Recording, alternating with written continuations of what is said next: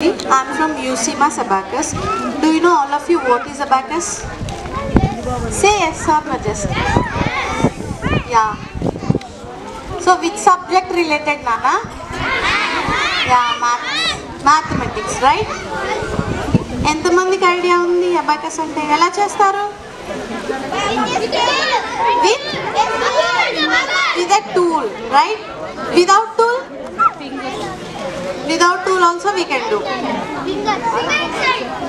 Yeah, finger exercise. So ఏం లేదండి, చిన్న డెమో అనమాట ఇది. అబాకస్ గురించి ఇంట్రడక్షన్. మనం పిల్లలకి చాలా యాక్టివిటీస్ ఇస్తాం, అవునా? కొంతమంది డాన్స్, కొంతమంది స్కేటింగ్ అంటారు, ఇంకొంతమంది చెస్. బ్రెయిన్ రిలేటెడ్ యాక్టివిటీస్లో చెస్ ఒకటి అండ్ అబాకస్ కూడా ఒకటి అనమాట. ఎందుకు అని అంటే, సో అబాకస్ వచ్చేది నేనంటే నాట్ ఓన్లీ మ్యాథమెటిక్స్ కోసమే తీసుకోవాలి అబాకస్ అని అయితే చెప్పను. అండ్ మేము ఈ కాన్సెప్ట్ ఎందుకు ఇంట్రడక్షన్ చేద్దాం అనుకుంటున్నామంటే, పిల్లల్లో ఇప్పుడు క్లాస్లో వచ్చేసి 30 మెంబర్స్ ఉంటే 30 మెంబర్స్ ఫస్ట్ వస్తున్నారండి. ఎందుకు 30 మెంబర్స్ ఉన్నప్పుడు ఒక టీచర్ అందరికీ లెసన్ ఒకే రకంగా చెప్తారా, లేకపోతే ఫస్ట్ వచ్చే స్టూడెంట్కి అండ్ సెకండ్ థర్డ్ వాళ్ళని బ్యాచ్గా చేసి అలా చెప్తారా లెసన్? సో అందరికీ ఎట్ ఏ టైం లెసన్ జరుగుతుంది, ఎట్ ఏ టైం ఎక్స్ప్లెయిన్ చేస్తారు అండ్ నోట్స్ కూడా ఎట్ ఏ టైం ఇస్తారు. డిఫరెన్స్ ఎక్కడ వస్తుంది ఫస్ట్ సెకండ్ థర్డ్ అని? డిడ్ యూ అబ్జర్వ్ డిఫరెన్స్ ఎక్కడ వస్తుంది? మళ్ళీ వాళ్ళు ఎందుకు ఫస్ట్ వస్తున్నారు, మిగిలిన వాళ్ళు ఎందుకు బ్యాక్ ఉంటున్నారు? Up to 10 ranks. మ్యాథ్స్ అందరూ అలాగే ఉంటారు కదా, స్కోర్ ఎందుకు చేయలేకపోతున్నారు? ఏమైనా అబ్జర్వ్ చేశారా ఎనీవన్? చెప్పచ్చు, నో ప్రాబ్లం. అంటే అది వేరియేషన్ నేను చెప్తాను ఎందుకు అనేది. లెసన్ అందరికీ ఒకే రకంగా జరుగుతుంది, క్లాస్ అందరికీ ఒకే రకంగా వెళ్తుంది, బట్ ర్యాంక్స్ వచ్చేసి అప్ టు 1 to 10 రూపే ఉంటున్నారు పిల్లలు.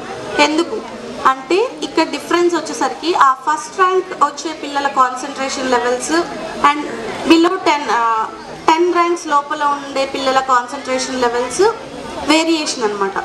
ఇప్పుడు ఇంతకు ముందు రోజుల్లో మ్యాథ్స్ మనకు ఒక అంటే అదొక ఇదిలో ఉండేది. ఫస్ట్ బెంచ్లో కూర్చుంటే ఫస్ట్ ర్యాంక్ వస్తుంది, సెకండ్ బెంచ్లో కూర్చుంటే సెకండ్ ర్యాంక్ వస్తుంది, అప్పుడే మనం లెసన్స్ వినగలుగుతాం. ఇలాంటివి ఉన్నాయా ఎవరికైనా? ఇప్పుడు కూడా ఉన్నాయా? ఇంతకుముందు ఓల్డెన్ డేస్లో ఉండేవి. నువ్వు ఎప్పుడు ఫస్ట్ బెంచ్లోనే కూర్చోవెళ్ళి మ్యామ్ చెప్పేవి బాగా అర్థమవుతాయి. సో డిఫరెన్స్ అక్కడ కాదండి, పిల్లల కాన్సన్ట్రేషన్లో ఉంటుంది. So do you know the difference between listening and hearing? లిజనింగ్కి హియరింగ్కి డిఫరెన్స్ తెలుసా? చెప్తారా anyone? What is the difference between listening and hearing? నాన్న మీలో what is the difference between listening and hearing?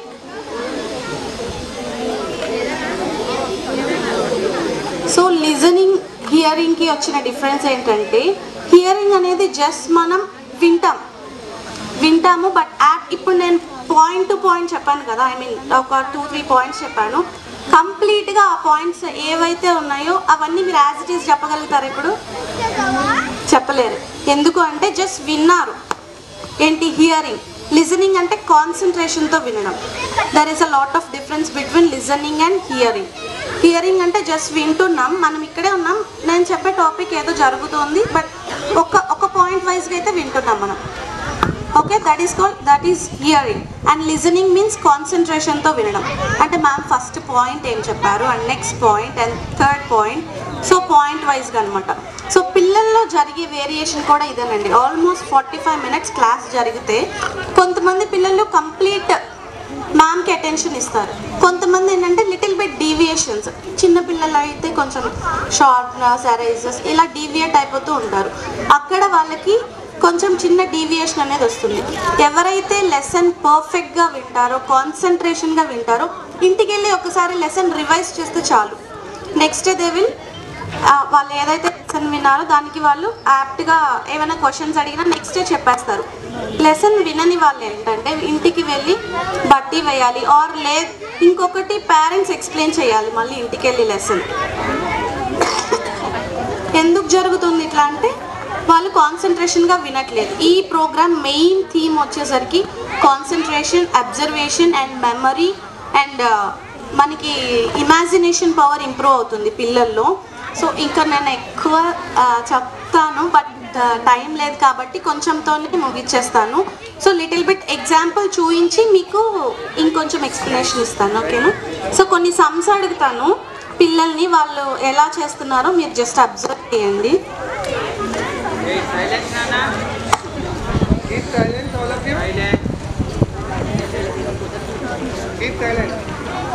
Nana, are you ready? Plus 8 minus 1 minus 5, that is 2. And next, plus 2 minus 1 plus 6, that is 7. what? 7. 7 is the correct answer. And next, plus 1 plus 7 plus 1 again plus 1, that is 10. 10 is correct or wrong? చేసారా? And next ఇంకొంచెం big one అడుగుదాం, మీరు చాలా సింపుల్గా ఉన్నాయి కదా, అందరం చేసేస్తాం. ఇంకొంచెం little one big, okay? I you ready? మీరు కూడా వీళ్ళ కాంపిటీటర్స్ అనమాట మీరు ఇప్పుడు, okay? Yeah, very good. Plus 6 plus 3 minus 4 plus 3 plus 5 minus 4, that is 9, 11, 9, 9. Who says that? 9? Yeah, 9 is the correct answer. Next one. Very good. మాకున్నారు ఇక్కడ competitors చాలా మంది. Yeah, next one. Plus 3 plus 7 minus 2 plus 9 plus 5 minus 4, that is wait a minute. 8 is the correct? Absolutely. పక్కా confirm గా వీళ్ళ answer ఏంటో కనుక్కుందాం, okay? 18. So 18 కరెక్టా కాదా? అదేంటి మీకు 8 కరెక్ట్ కదా, మరి 18 కూడా ఎలా కరెక్ట్ అయింది? ఏదో వన్నే చెప్పాలి. 18. అదేంటి మరి ఇందాక ఎందుకు 8 అని చెప్పారు? యా, నెక్స్ట్ వన్ ఇంకొకటి ట్రై చేద్దాం, ఓకే? సో ఇప్పుడు చూద్దాం ఎవరు బాగా చేస్తారు, ఓకే? నేను ప్రైజ్ ఇస్తాను అక్కడ కరెక్ట్ ఆన్సర్ వస్తే. Plus 8 plus 2 minus 2 plus 4 plus 9 minus 8, that is first there. Can anyone answer?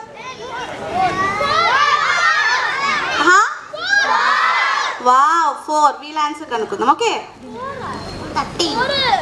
13 is the correct answer. Yeah, it's okay. Another chance, I will give you another chance. Okay, next one. Plus 5 plus 4 minus 4 plus 3 plus 5 minus 9, that is 4. what? 4. Wow, 4.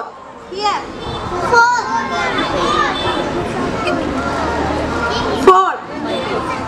And నేనే maybe confuse అయినట్టున్నాను. And మళ్ళీ ఇంకొక question చూద్దాము. It's my mistake, okay? Plus 9 plus 3 minus 4 plus 8 minus 3, that is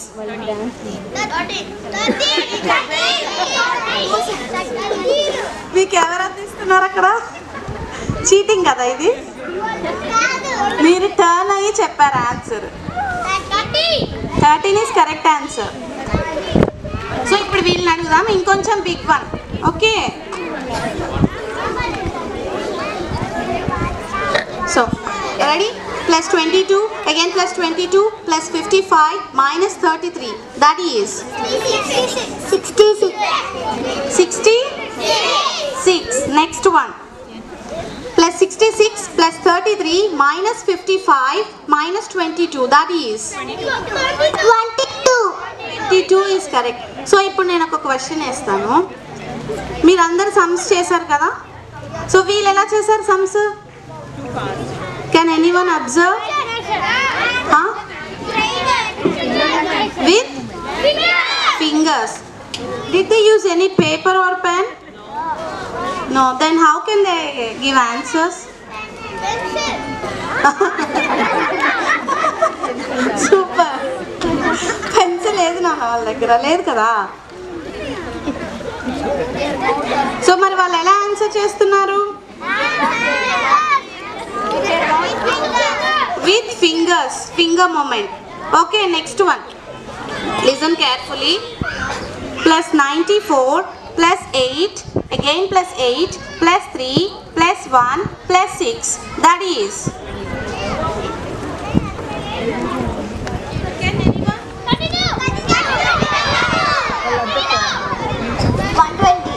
120 is the correct answer. Next one.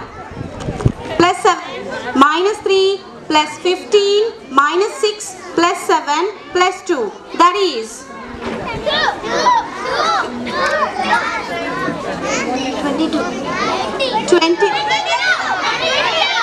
22 is the correct answer. Very good. అంటే చాలా మంది winners ఉన్నారు. నేను అందరికీ ప్రైజెస్ ఇస్తాను వెళ్ళేటప్పుడు. Okay, raise your hands for the winners. Yeah, very good, very good. So observe చేశారు కదండి పేరెంట్స్, అంటే వీళ్ళు ఎలా చేస్తున్నారు. I mean they move only their fingers. ఇది ఓన్లీ లెవెల్ 3 వరకు, లెవెల్ బై లెవెల్ వీళ్ళలో చేంజ్ ఉంటుంది. సో ఈ కాన్సెప్ట్ వచ్చేసరికి 5 years నుంచి బిలో 13 years వాళ్ళు ప్రతి ఒక్కళ్ళు తీసుకోవచ్చు. పిల్లల్లో ఏంటంటే నాట్ ఓన్లీ మ్యాథమెటిక్స్, అర్థమెటిక్ కానీ లేకపోతే క్యాలిక్యులేషన్ పార్ట్కి అని నేను చెప్పట్లేదు. వీళ్ళల్లో ఏంటంటే memory, concentration levels, observations, imaginary power improve అవుతుంది. ఇప్పుడు వాళ్ళు ఫింగర్తో చేశారు కదా, వాళ్ళు ఆ ఫింగర్తో చేయడానికి ముందు బీడ్స్ ఉంటాయన్నమాట. వీళ్ళకి నంబర్ చెప్పిన వెంటనే బీడ్ ఒకటి, ఇప్పుడు మనం సపోజ్ 1 5 అనగానే మనకు ఒక ఇమేజ్ వచ్చేస్తుంది మైండ్లో. 1 అంటే ఇలా ఉంటుంది, 2 అంటే ఇలా ఉంటుంది. సో వాళ్ళకి నంబర్ అంటే ఒక ఇమేజ్ ఉంటుంది, బీడ్ ఇమేజ్ ఉంటుంది. సో అందువల్ల వాళ్ళు beads up and down move చేసి ఫార్ములాస్ అప్లై చేసి అప్లికేషన్ చేస్తున్నారు. ఈ చిన్న కాన్సెప్టే కాదు, మనం డబుల్ డిజిట్, ట్రిపుల్ డిజిట్ అడిగినా చెప్తారు. లెవెల్ బై లెవెల్ వేరియేషన్ ఉంటుంది.